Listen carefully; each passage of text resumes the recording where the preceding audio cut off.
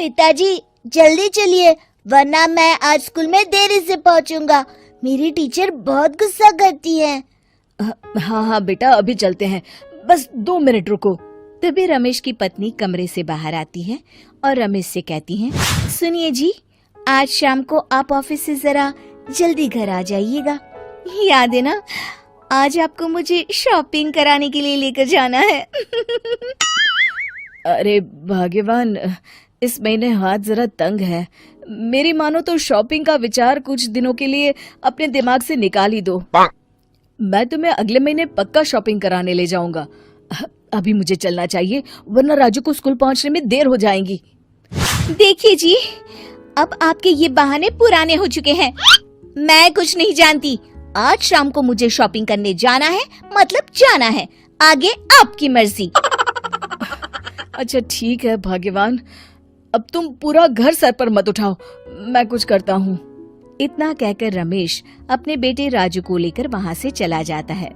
घर से निकलने के लिए रमेश जैसे ही अपनी मोटरसाइकिल शुरू करता है, तभी उसकी माँ उसे आवाज देकर कहती है, अरे रमेश, आज शाम को मुझे कुछ पैसे दे देना।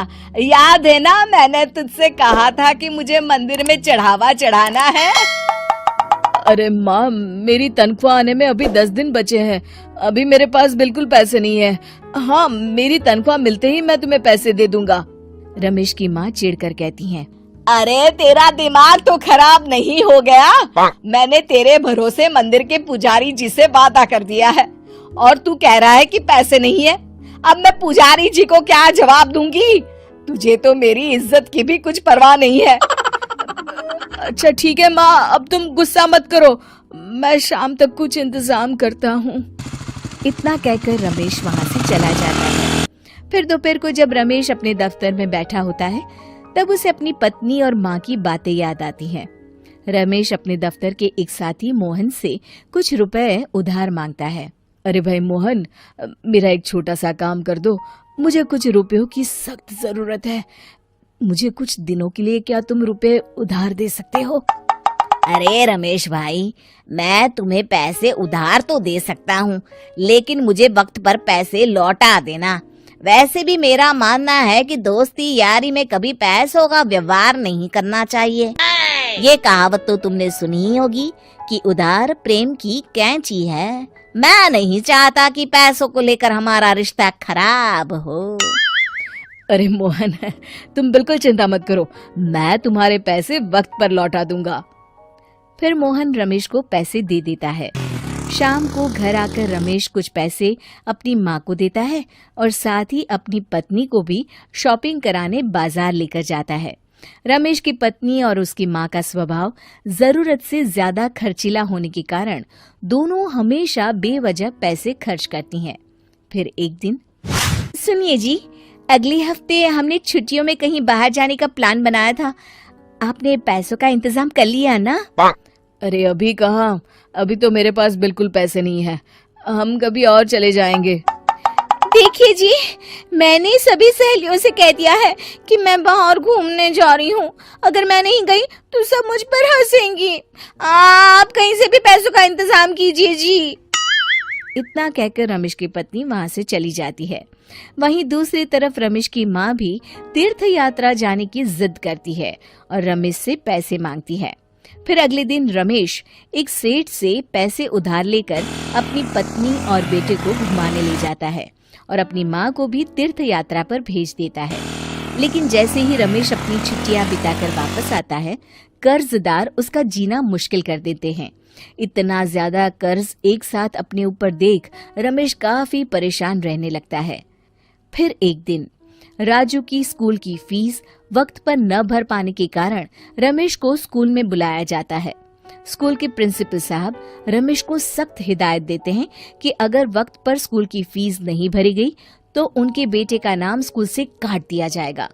अपने बेटे की स्कूल की फीस भरने के लिए रमेश अपने दोस्त गिरधारी से कुछ पैसे उधार ले लेता है और स्कूल की फीस भर देता है। रमेश की माँ और उसकी पत्नी खर्चे और घर की जिम्मेदारी संभालते संभालते धीरे धीरे रमेश पूरी तरह कर्ज में डूब जाता है और तभी एक दिन दफ्तर में काम करते समय रमेश की तबीयत अचानक बिगड़ जाती है और वो बेहोश होकर गिर पड़ता है। उसे जल्दी से पास के एक अस्पताल में भर्ती कराया जाता है। रमेश के घर वालों को ये बात पता चल जाती है तो वे सभी अस्पताल पहुंचते हैं। अस्पताल के डॉक्टर साहब उन्हें बताते हैं, देखिए, देर रात तक जागने और जरूरत से ज्यादा काम करने की वजह से इन्हें चक्कर आ गया था।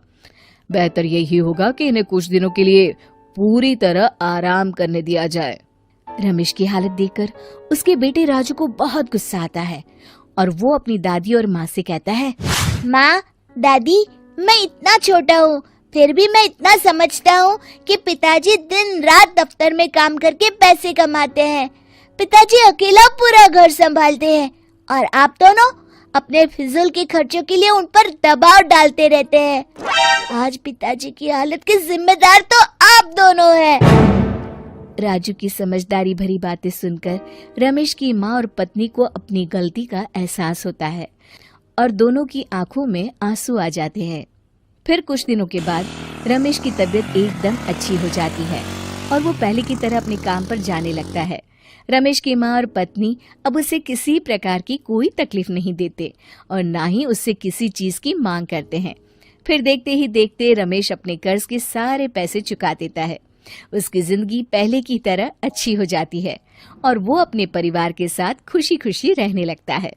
शिक्षा, हमारे रिश्ते एक तराजू की तरह होते हैं जिसकी दोनों ओर जिम्मेदारी और समझदारी का वजन बराबर होना चाहिए।